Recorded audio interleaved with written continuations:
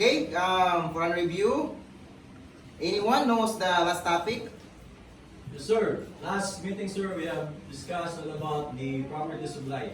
Okay, the properties of light. Okay, anyone knows about the properties of light? Dispersion, sir, scattering, interference, and Refraction. Yes, diffraction. Okay, kindly give a round of applause for Angie. Okay, so before we start, kindly observe these terms, no, being flashed, and define the definition. Okay, electricity. Anyone knows about electricity? Sir, Yes, Langgi? electricity is a form of energy that is carried through the wires and it is used to operate machines, lights, and etc. Okay, so that is electricity. Can you give a round of applause to Langgi? Okay, so electricity. Next, magnetism. Sure. How about magnetism? Magnetism, the property of attracting certain metals, the attracting property of the magnet. Okay, it is the attraction property of a magnet. Next, electric generator.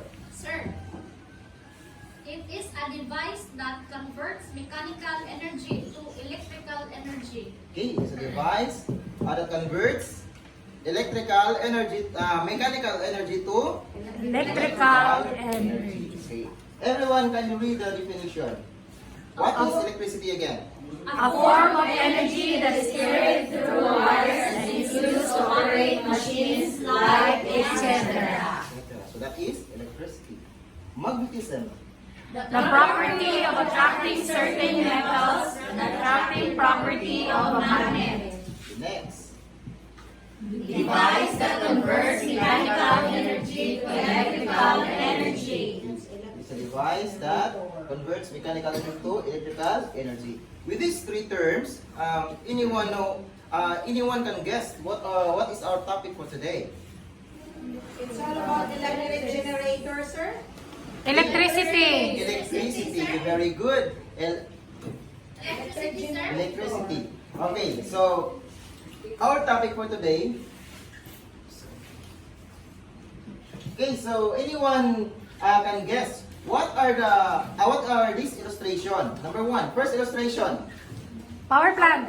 power plant. Okay, next, Battery. battery, Battery. charger, what? Generator. Okay, Battery generator. battery generator. Okay, so it is set up, stand up, and step down transformer. Next, a tower. Electric tower. Alright, electric tower. Okay, it is a transmission line. Okay, next, Distribution lines. distribution line.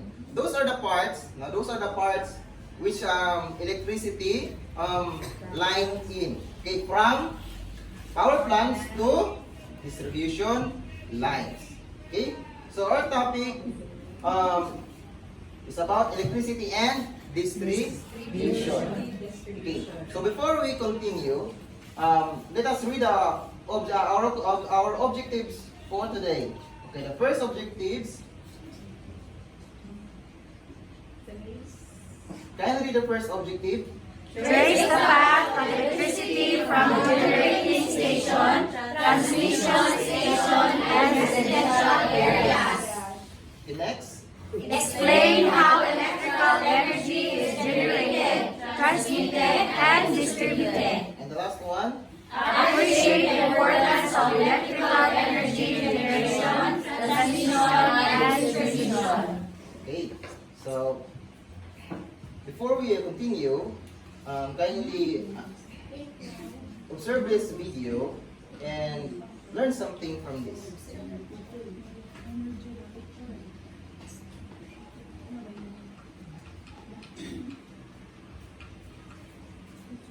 Here's a question for you. How many people does it take to turn on a light bulb? The answer seems simple. Just walk into a dark room, flip a switch, and instantly you would seem, right?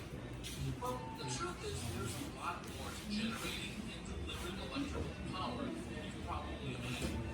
Hi, I'm Lee Patrick Sullivan with Energy Now, and this Energy 101 video explains the system used to generate electricity, and it also explains what it really takes to turn on a light bulb. In order to understand energy, we first need to start at the source, literally. Mother Nature provides the natural resource we use to generate power, from natural gas to coal, ocean tides to mountain winds. The energy we need to create electricity must first be mined, harnessed, collected from the earth. Some of these resources are finite, including fossil fuels like coal and oil, but others are limited, like solar or wind power. But a lump of coal or a strong breeze alone won't create the power that turns on your light. For every energy source, a chemical or mechanical process is required to turn it into usable electricity. Every day, researchers work to find innovative ways to use our limited resources, process raw materials, harness renewables more efficiently, and find entirely new energy sources. Today, the majority of America's electricity comes from thermal power plants. Fuels like coal, natural gas, biomass, and uranium are used to heat water until it produces steam, which powers a turbine and generates electricity. That steam turns propeller-like blades around a rotor inside the turbine. This turning rotor connects to a main shaft, which spins magnets with a coil inside a generator. It's the generator inside a turbine that converts mechanical energy into electric energy and creates electricity. Steam is an efficient method of producing electricity because the water can be recycled and reused as it changes back and forth between liquid and gaseous states. Transporting electricity from the power plant to your home is an entirely different process. Current technology cannot cost-effectively store large amounts of electricity, so significant challenges exist when it comes to transferring that electricity across long distances. Just enough electricity has to be generated to meet demand at all times and be transmitted through power lines to reach your light switch. Too much or too little power can crash the transmission system and cause a blackout. That's why a complex mix of logistics, management, and infrastructure is needed to transmit electricity from power generators to consumers. Enter the electricity grid, also known as simply the grid.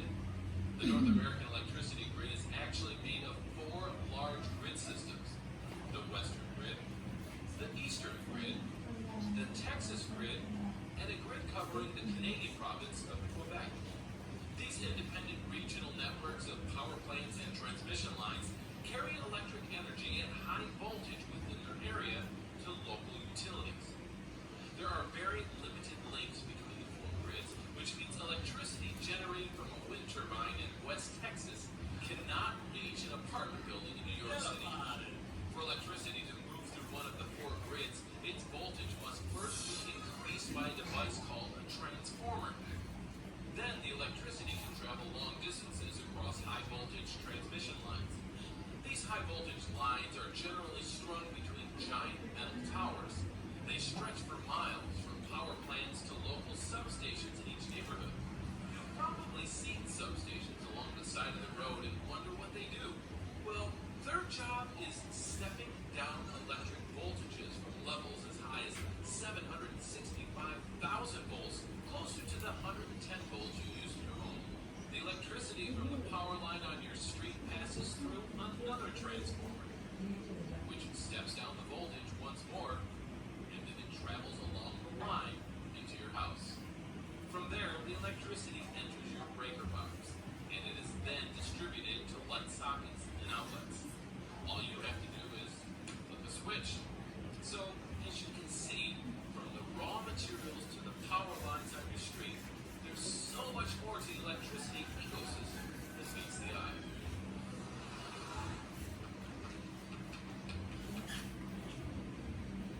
Okay. So, anybody understand what was the videos presented? In the transfer of The transfer of Electricity From the power, from the power plant into the substation. the Transformer down to distribution panel. Langgi kindly state. In my own understanding, sir, from the source, like windmills or turbine from the power plant, it goes into transformer, then down to the distribution house, then adjust from something 7,000 volts to 110 in order for the affected household requirements for the electricity. I may understand. Very good. Can we give a round of applause for Okay. To show to you what was the generator is, or how the electricity being produced and distributed to different cities around the country, anywhere around the world. Okay, so this is simple generator which is using a coil and magnets. There's no batteries in here. Okay, so it's just a mechanical energy that will be applied to spin this and it will the LEDs will illuminate. Okay, so this is how a generator works. There's no electricity at the first. Okay, you should first apply what we call mechanical energy, just like this. So when a mechanical energy is being applied, there's an electricity is coming out from the coil. Okay, so it is due to the magnet which induce the current from the wires.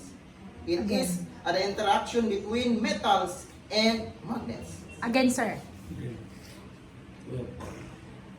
Okay, once again. Wow. You see? So if these generators become more wider or much bigger, it might kill you or not. Yes. It will kill us. Too much will kill you. Because remember, the coil that is being there are more electricity Electricity as produced. long as the generator become wider. Okay? So it produces more current, more voltage, and more power. Okay? So just like the first illustration that is being given, it's driven from a generator which is using different types of source. The coal, diesel, wind, thermal, and radioactive. Okay? So, to continue, I will let you group into 5 and do this task. The direction, identify the different electricity distributors across the Philippines archipelago. Okay? So anyone knows one electricity distributor in our country? Maria Cristina. Morisco. Maria Cristina Falls. Okay. Hydroelectric Maria Cristina Falls is and hydro electric thermal power plant. Okay, it is a hydropower energy is coming from plant. the Okay, water. hydropower. It is used. It uses Water, water. Okay, the pressure. so okay, can you proceed with the group? Okay, sir. Dancer. Okay, can you grant a round of applause for the group? Okay, so your presentation will be rated through these rubrics. Okay, sir. Copy. Okay, shall we start with the hydroelectric power plants? Can we cite one hydroelectric plants in Mindanao? Maria Cristina Falls. Okay, for Maria Cristina, yes, Agos 6. Okay, so Maria Cristina Falls is a hydroelectric plant which is composed of Agos 1 to 6. Agos 1 to 6. Belong ang Maria Cristina Falls niya. Okay, so when you say hydroelectric plants, there are two types being used in this one. The conventional dam uses a huge structure, which is a very common design of a dam. Okay, so one of the biggest dam that is being structured in the country is the Angkat Dam. Okay, so here are some samples of major hydropower sites around the Philippines. Okay, so number one, sa San Roque Dam. Next, Hidcore, Kalayaan, Magat, and Kaliraya. Okay, so as you observe, every dams produces megawatts of capacity. Okay, so the Agu 6 produces 100 megawatts of current. Okay, so shall we proceed Okay. with geothermal power? When you use geothermal power, is there anyone knows how this geothermal power works?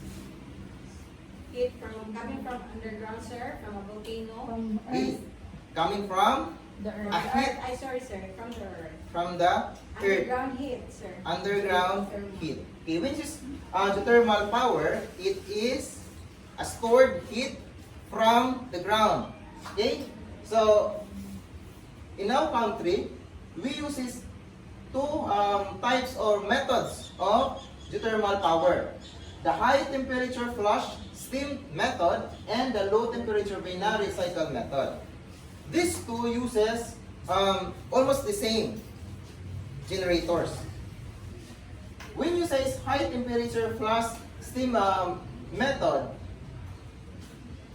this type of generators needs wind or a water to reduce its temperature, okay, to low down. Okay, so there are negative effects when you use geothermal power. When you use geothermal power releases toxins. What are those? Such as mercury, hydrogen sulfide, arsenic, and selenium.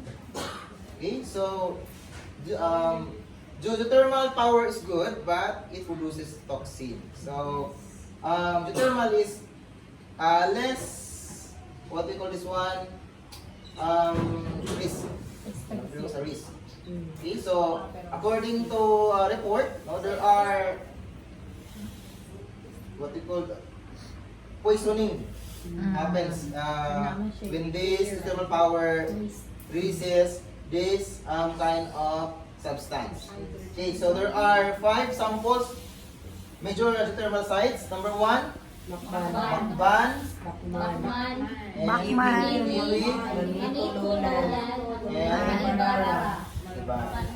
Okay, so geothermal power produces a very high current usually. There are geothermal power that releases or provides 1,000 of megawatts of current. Okay, so but the risk is it produces toxin. The next, solar power. About solar power, everyone knows about solar power. Energy coming from the sun. Energy coming from the sun. Okay. But did you know that solar power doesn't usually use the energy from the sun? It is due to the reaction of chemicals which is hit by the light or the heat.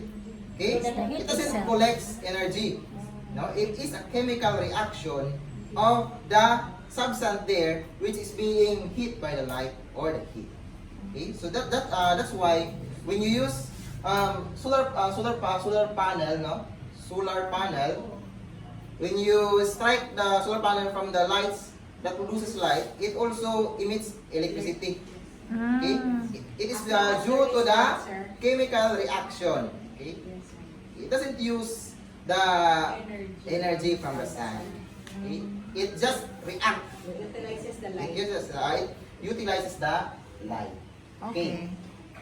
So these are the samples: the Burgos solar panel and the Pangasinan solar and Pampanga. Pampanga Solar, and Burgos, sir. Burgos Solar. so this that's the sample of voltaic solar cell. Okay, remember this one, that solar panel produces only DC volts. Okay, DC volts is the current that's being produced with this one. Just this one, it produces DC or AC? Is A. AC or DC? DC. or DC. alternating current. Yes. Okay, alternating current. It produces alternating current. When it is solar power, it DC. produces DC, DC. direct Current. current. What could be the scenario, or what could be, or how the current is being what we call this one, being transmitted or changed. Okay, Transform from DC, it's being inverted and being changed into AC again. It's Okay? used And it's transformer. stored by the battery. It uses transformer. Okay? So solar power uses transformer. There are two types of transformer: the step down and step Step up up. transformer. When you see step up transformer, it is being used to make the current much stronger, or the current much higher, no? Higher voltage. Higher voltage, to make the current flow as long as it can. Okay? A long transmission of current. Okay? So that's why they uses step up transformer. When you say step down, it reduces. Just like at home, we uses step down transformer. Yes. Okay? So 240 next, to 220. wind power. When you say wind power, it uses Turbine. turbine. Windmills. Okay. When you say windmills is a mechanical, no? Yes, a mechanical gadget which is it breaks what we call a corn. Murag ingon ba ito nga, there's something confusion with that. When you say windmills, di mo napasabot nga. Wala siya, galingan siya windmills, no? When you say windmills. So, A windmill is from the word mill. From the word mill. Okay, so why windmill? created by the wind. This wind power being elevated. Ano man? To capture Capture? wind. Okay. Because better or a higher altitude makes a higher or sufficient wind. Okay? So there's a sufficient wind there. Okay? So just like generator, it uses generator. It produces AC or DC? DC. DC. Ano? AC. It uses AC na siya. Okay, because when you say these turbines, it has its own generator also. Okay, so there are samples, no? The number one, Farm power phase. Bangi Wind Farm. Burgos and Next, Farm power phase.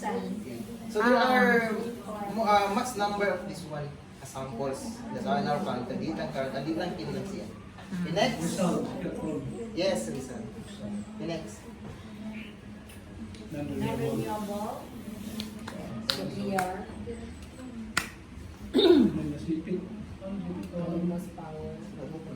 Wind power. Next, biomass power. Anybody knows what is biomass power? It's coming from the waste of animal source. Waste like from the urine and urine. or Okay. Biogas. Biogas. Is it good to use this biomass? Methane gas. 100%. Yes, sir.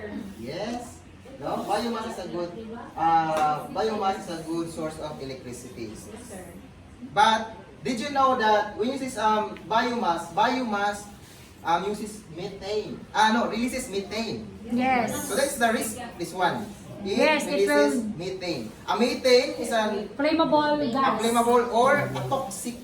And toxic Okay? Came gas. from humans. Yes. And this methane, it can traps the, what we call this one? The greenhouse. Yes. It serves as a greenhouse. Okay, this one, the greenhouse gases, sir, in Next, our biology. nuclear. Yes, sir. Yes, sir. Yes, Very sir. It's common. Okay. dangerous. Dangerous. Okay, nuclear power. But nuclear power, no? What is the dangerous? The danger when it comes to nuclear. It's explode. It explode. Reactor. Did you know that when a country has its own nuclear, a nuclear, or if we had this nuclear, we can create atomic bomb. Yes. Atomic bomb. Why? Because we can produce plutonium. When this is plutonium, plutonium is a byproduct of uranium, no? Helium plus uranium, Equals. it produces neptunium. And neptunium, when a neptunium dies, it becomes plutonium. And that plutonium is it is an element wherein can be used as a bomb. Okay? Yes. So that is the risk. Okay, shall we continue? Yes, sir. The next, non-renewable and coal, non-renewable, the coal and diesel. Okay. Another source is the coal and the diesel. When you see coal, it uses generator also by burning. It is a thermal generator. Okay, it uses thermal generator. The next, natural gas. What is natural gas? Coming from natural element. From the word natural. From the Okay. natural. A fuel from the coconut oil, okay, from the plant. Okay. So here are samples. The next, okay, this is the distribution diagram of electricity. Okay, the first stage is what we call the power plant. Where the generator is being embedded. Next, the step-up transformer and being transmission line. Next, step down. The current here is a total of 220,000 to 520,000 megawatts, and being distributed to the step down transformer to become 67 key or 60,000, 67 or 65 kilowatt. Okay, now it's being produced as 120 to every home. Okay, next, how does a power plant works? Number one, it uses fuels. Okay, what particular fuels that can be used for this one? Coal, diesel, wind, hydroelectric, gas. Very good. Next, the furnace. The fuel is burned. Where the fuel is being burned. Okay, next, boiler. The boiler controls the heat to control. Okay, next is turbine, which is the main generator or the source of electricity. Next, cooling tower. Mana mura og balde cooling tower niya. Okay. So next, generator. Next, electricity cables, step-up transformer, pylons, step down, and the whole until home. Next. Okay, so for your can answer this question. What are the different kind of electricity generating power plants in our country? Can they cite some? Good. Now, how does electricity help our daily? How does electricity help our daily living? It makes our life easier. Life is just a click. Okay, very good. Next. So for your evaluation, can you trace and identify the path of electricity from the generating station, transmission station, and residential areas, and write your answer directly through the evaluation sheets illustration. Okay, are you done? Yes, sir. Okay, can we answer? Okay, number one. For number one, that is Fuel. number two. Number Furnace. three. Turbine. Turbine. Five. Going power. Generators. Next. Step up. Next. Pylons. Next. Step down. Homes. Wait. Can you Appliances. give a round of applause to everyone? Perfect. Appliances. Yeah, perfect, sir. Okay. For your assignment, kindly draw a model of a generator using any electric power, a power plant in the Philippines, from any source of media and label. Okay. Kindly send your answer via my Gmail or Messenger. Yes, sir. Yes, sir. Is there any question? No, sir. Okay, thank you. Bye. Once again, Thank goodbye. you. Bye.